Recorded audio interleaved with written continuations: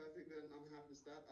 Josh, to begin with you, that Australia XV fixture 48 hours ago. Can you just talk about just the confidence you can get from that, particularly from a set piece perspective, where you are sort of just caused that much disruption at line out time? Yeah, I think all week we prepped well, and that's probably what got the results at line out time and line out D. But I don't think the scoreboard reflected the game really. I think it was closer than that, and they had quite a good outfit and testers in certain areas. In terms of like how you sort of got there, I think there was 4 or 5 of you that went over early for this Australia XV fixture. What was that conversation like with Joe about what you need to show in this game to really pressure claims to be playing come Saturday in Tokyo? Yeah, we talked about game fitness because nothing really relates to game fitness at training. It's nothing quite the same. So talked about that and just proving myself in that aspect, and then just getting a chance to lead some of the boys. Yeah.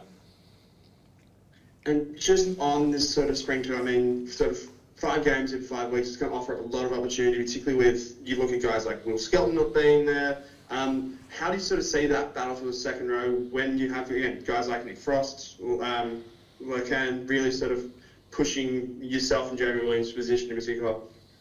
Yeah, we're talking about a full squad mentality, so just being ready every week, training hard, and just if that opportunity comes, just being ready for it. And just, I'll just throw you one to you now.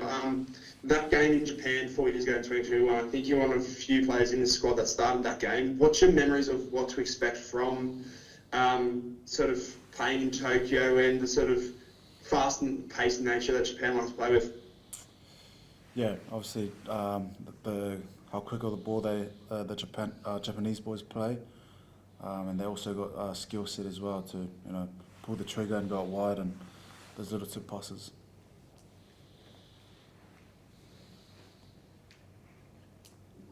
Hey guys, we just turned off the cameras just because of the Wi-Fi. Hunter, I'll just continue with you, mate. You just started then. Now with Lenny Katau off in Exeter, there's clearly a 12 position up for grabs. How desperate are you to make that jersey your own and have a real statement so that you can have a long kind of 3 or 4 or 5 test matches in the 12 jersey? Yeah, we're keen. Obviously, there's a few of us here. We got Hamish, Filippo Dalgun as well. That can cover that 12 jersey. So it's for us just to push each other, compete.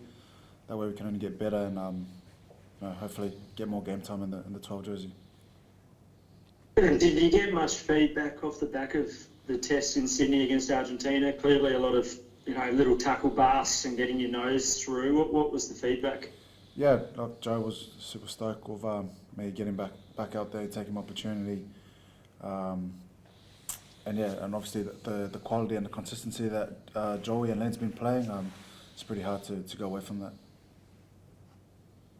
And Josh, just for yourself as well, like I know that you just spoke about the full squad mentality. It must be kind of frustrating being so close and waiting in the wings as well. How's it been for the entire squad? A lot of guys, big test matches throughout the year, so clearly trying to pick the strongest 23. What's it been like for you for the journey over the last few months, waiting for that chance and hopefully it comes sooner rather than later? I've just been enjoying being in the squad and learning off these guys and learning off the coaches and getting better. I think as long as I'm improving all the time, then I think opportunities come and go.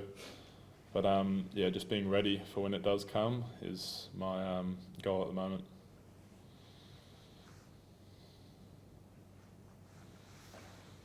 Mel, Mark, or Ian, did you guys have any questions online? Yeah, hey, sorry, Hunter, for you last year, I mean, you were having a baby, weren't you? But your spring tour was cut short by injury. Can you sort of talk us through, I guess, that point in your career and sort of, I guess, like the season that you've had, I guess, since then?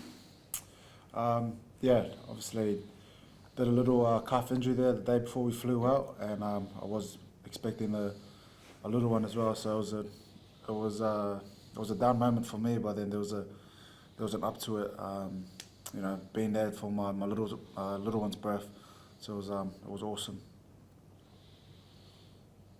And you're one of the players that were, Eddie Jones is always a talking point. I suppose you're one of the players who was part of his World Cup squad. I mean, what are your kind of memories of that time, and I guess, what he brings to a team in terms of maybe Japan, looking ahead at what he'll bring to Japan, his impact there? Yeah, I think he's real hard. He loves, players that trains hard, and obviously we're not saying we don't train hard, but just memories of Eddie. Didn't really have much of him, but spoke to him a few times, getting feedbacks from Eddie about my game, and then obviously with injuries as well didn't help. But then, he called me the day before the announcement that he wasn't going to pick me, and gave me some stuff to work on in pre-season, which was good, and I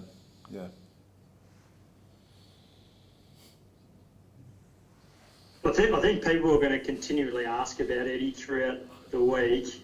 What's the playing group kind of feeling, expecting this week in terms of the questions around Eddie, Josh? Like, is there a push it under the table and under the rug and not talk about it, or is it embrace some of the feelings from a couple of years ago? I think we're just focusing on what's happening on the field at the moment. I think so. Lot's changed since then. We're playing a slightly different style of footy, and I think we're just focusing on that.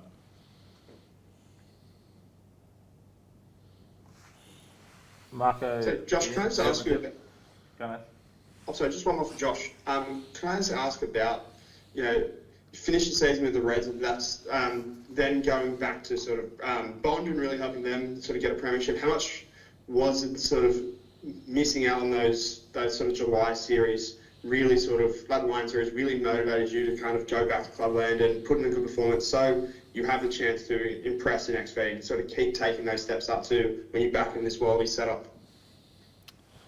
Yeah, I think just that, like, you see how cool it is, Test rugby, and how awesome it would be to play, so being so close and then not quite getting picked, it's like very motivating to just work hard and get better and make sure that eventually you will be picked. So yeah, going back to clubs, good fun, and I think I had lots of motivation through other things, but that was definitely one of them. Guys, I know it's pretty sad, and sort of, I guess, for Tank with his injury, but how's Kalani Thomas in camp? Like, you guys would know him from the, from the Reds. Is he excited about what might, come up in the next 5 weeks? Yeah, obviously we've known Lani for a few years now under the Reds. He's a quality player. We've seen him work throughout the years on his craft, and it's good for him to be in camp to learn of older players, and especially under Joe, he would benefit a lot from it. Hey Josh, you'd know Carter Gordon better than most. What's it like having him back in the mix? Yeah, it's awesome. I think he's got pretty good leadership qualities. He's spoken well, and I think he slipped in quite good today. That's all I've seen of him because I've just slipped back in. But it's just great to have him back in a Wallabies jersey. Yeah, and you yourself, your game on the weekend, you found yourself in some clean space there. That pass, we'll call it flat there at the end. What was it like getting the cobwebs out, and do you feel like getting a massive amount of minutes can help push you for a test selection over the next week or two?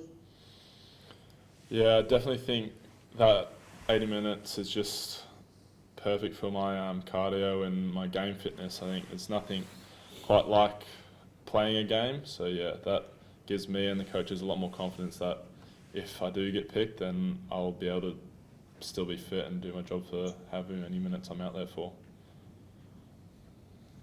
And for both of you, it's like a different vibe in the group at the moment, given how many guys have, Slips is retired, Whitey's retired, Skelton's back, O'Connor's gone to England. Like, is it a different vibe within the group now? I think all those players you just mentioned have left it in such a good spot that it's still such a positive vibe, and everyone's good mates because of the stepping stones they've set for us. So not a different vibe, but they will be missed, definitely. Anything further on I'm sorry, Yep. follow up. the Carter Gorda question before. Obviously, what have you sort of seen about Carter? What do you think he brings differently to the table? Yeah, obviously he's got a good skill set, big body at 10, so yeah, it would be good if the opportunity does come to play with Kati. I'm looking forward to it. So quickly, I mean, it's just announced that he's coming back to rugby union and straight away he's in the squad. Yeah, look, I found out as well that he was with us and at the Queensland Reds on the day as well, so it's rewarding for him.